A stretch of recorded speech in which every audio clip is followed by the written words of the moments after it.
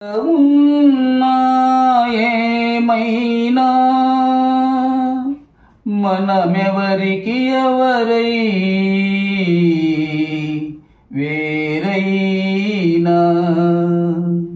నీ సుఖమేనే కోరుకున్నా